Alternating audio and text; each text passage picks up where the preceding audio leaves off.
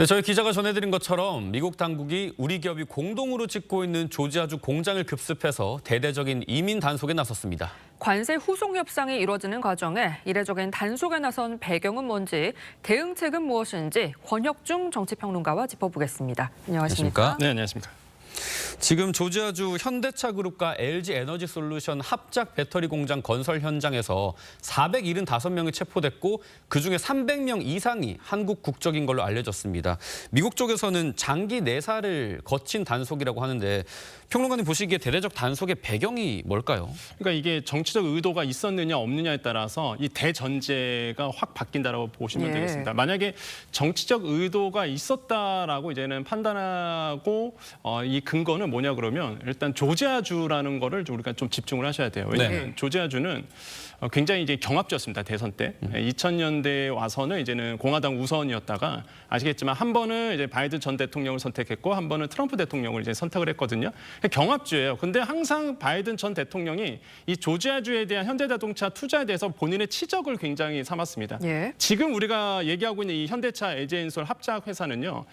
바이든 전 대통령이 한국을 방한했었을 때 그때 현대자동차가 발표했던 미국 대미 투자 발표했던 그 결과물로 세워진 공장이거든요. 예. 그러니까 이제 바이든 전 대통령이 계속적으로 치적으로 삼아왔어요. 트럼프 대통령 입장에서는 굉장히 듣기 싫은 이슈겠죠. 그렇겠네요. 또 한 가지가 내년에 중간 선거 있잖아요. 예. 그런데 만약에 자꾸 민주당에서 이거에 대해서 치적으로 하면은 눈에 가실 수밖에 없습니다. 그래서 정치적 목적이 있었다라고 본다 그러면 아마 이런 이유였을 거다. 그래서 조지아주에 대한 봐라. 막상 민주당 쪽에서 아니면은 이제 바이든 전 대통령이 이거를 와서 공장을 지었는데 까보니까 미국인 노동자는 거의 없고 대부분의 불법 이민자들 이러더라. 이건 말이 안 되지 않느냐라고 이제는 사실 어필을 한 부분이 있겠고 또 한 가지는 만약에 정치적 이슈가 정치적 논리가 아니었다 그러면 예. 미국도 굉장히 당황했을 것 같다는 생각을 해봅니다. 그러니까 어떤 거냐면 이 영장을 받고 들어간 거잖아요. 네. 그 영장에 보면 이제는 히스패닉계 그러니까 이제 중남미 불법 노동자의 4명을 목표로 해서 들고 들어간 거거든요.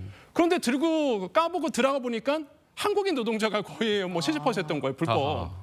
그러니까 이게 아마 미국 측도 만약에 정치적 의도가 아니었다 그러면 미국 측도 굉장히 당황스러웠던 아마 결과였지 않을까라고 봐요. 그래서 트럼프 대통령도 한 발 약간 물러서는 어떤 뉘앙스도 보이고 있거든요. 그래서 이런 점들이 과연 정치적 의도가 있었느냐 없었냐에 따라서 아마 향후 대응이 좀 달라질 수 있다라고 좀 판단해 봅니다. 네, 그런데 현대차 입장에서는 또 거액의 투자를 약속을 하고도 네. 기습을 당한 거거든요. 맞습니다. 어떤 메시지인가요? 그러니까 이게 정말 당황스러운 게 잘 생각해 보십시오. 우리가 만약에 건설 노동자를 구한다 그러면 말이 통하는 사람이 훨씬 더 숙련되고요. 그렇죠. 그다음에 일도 잘할 겁니다, 당연히.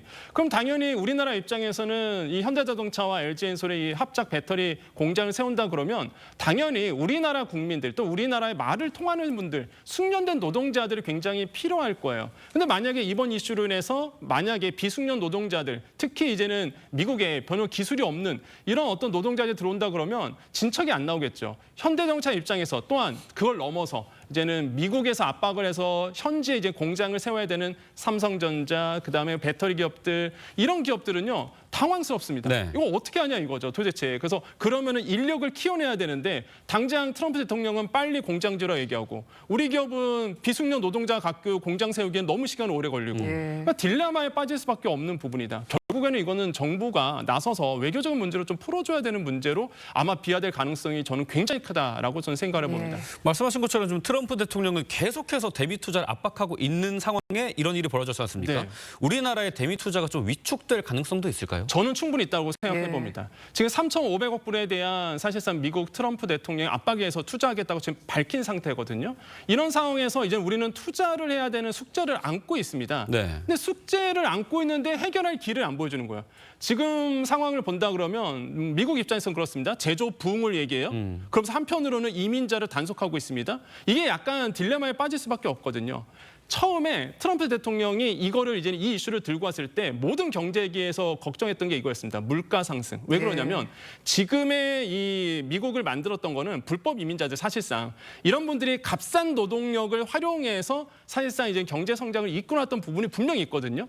그런데 만약에 이런 값싼 노동력을 제공했던 불법 이민자를 단속한다 그러면 당연히 현지에 있는 이제는 고임금을 줄 수밖에 없는 노동자를 써야 되고 이게 고스란히 물가에 압박을 줄 수가 있다는 거죠. 그러니까 이게 제조업을 부흥해야 되겠는데 그동안 제조업을 이끌어왔던 불법 이민자들에 대한 단속을 하자니 이게 앞뒤가 안 맞게 되는 부분이라서 지금 아시겠지만은 미국의 이제는 고용 지표가 굉장히 안 좋게 나왔습니다. 예. 새벽에. 네. 그런 걸 봤을 때 드디어 이제는 트럼프 대통령이 밀어붙이고 있는 이 관세가 실물 경제에 악영향을 줄 수도 있다. 그런 어떤 측면에서 이제 조금씩 이젠 보이기 시작할 거다라는 점에서 좀 우려스러운 부분. 그래서 굉장히 좀 미국 입장에서도 계속적으로 딜레마에 빠지지 않을까. 저는 그렇게 판단하고 있습니다. 그런데 특히 최근에 한미 정상회담이 이루어졌잖아요. 그리고 한미 관세를 두고서 지금 후속 협상이 이루어지는 상황인데 이 후속 협상에도 이게 변수가 될 수 있을까요? 전 됩니다. 왜 그러냐면 너무 아쉬운 게 그거예요. 트럼프 대통령을 만나서 도장을 못 찍었다는 게 예. 네. 그게 가장 좀 아쉬운 부분이라고 저는 생각을 해봅니다. 왜냐하면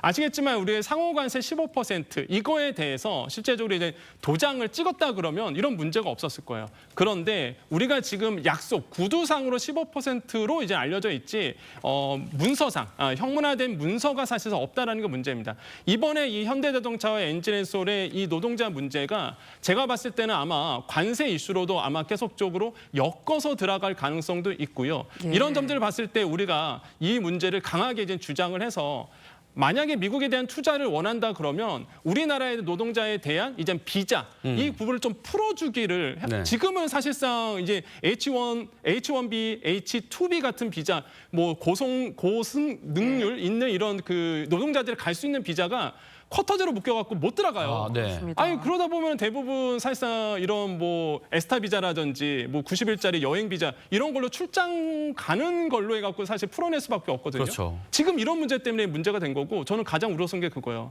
거기 있는 300명 중에 분명히 잡았을 때는 LG엔솔, 현대차 본사 직원들, 협력회사 직원들 출장 간 분들이 분명히 있을 겁니다. 네네. 이분들 제가 봤을 땐 장기 체류로 해갖고 묶여 있을 거예요. 예. 한국 못 들어올 가능성이 굉장히 큽니다. 아. 가족들 얼마나 걱정스러울까. 그래서 저는 정부가 나서서 비자 문제를 일단 풀어주는 게 지금의 가장 큰 핵심이지 않을까라고 생각을 해봅니다. 네, 제가 좀 상황을 지켜보겠습니다. 권혁중 경제평론가님 오늘 말씀 감사합니다. 감사합니다.